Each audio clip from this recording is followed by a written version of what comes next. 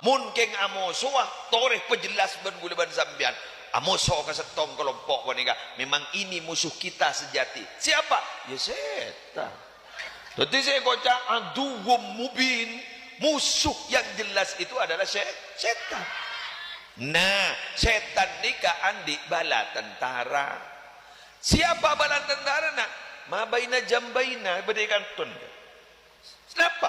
Nafsu. Orang ini para Arabu bila ampon tergerus oleh apa yang disebut dengan nafsu, abak ni pas tero minta dihormati. Orang ni kamun la lebur tero dihormati terus, akhirnya bekal ecapo apa nyakit melolo perasaan. Kunia dosa koni acora geng nyerang ka abak.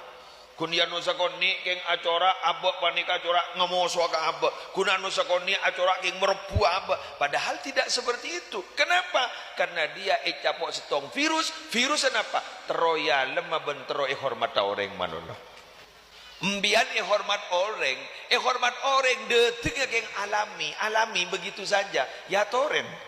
Tapi mun abek gak dinto minta dihormat, jangan. Kenapa para Rabu?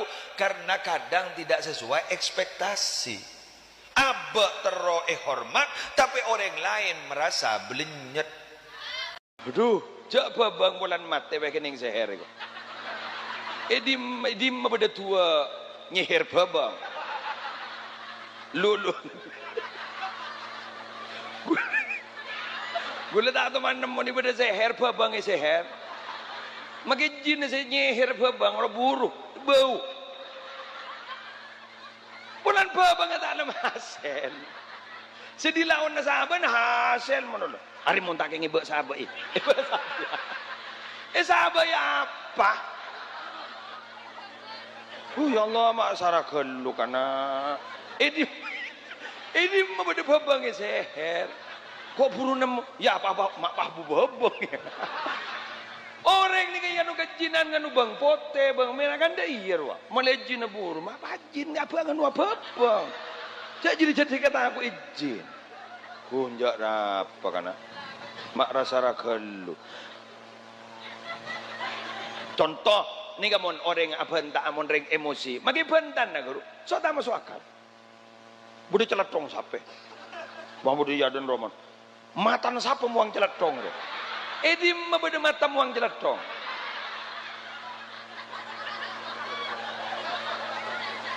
Dia macam kode moreng ri. Matan sapa muang celatong. Ida sedengak. Pada bener ngam bini telo sompa Quran ben bini na. Bener apa? Kok ngiding ben bini dua? Sompa Quran. Iya mah, yo.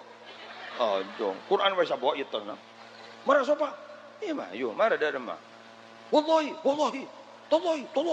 Bilahi. Termate kau mau nabi dua. Termate kau mau nabi dua. Terancur kau mau nabi dua. Termancur kau mau nabi dua. Mah bengal ben. Amu tak apa cakap tak bini dua. I jaring telo.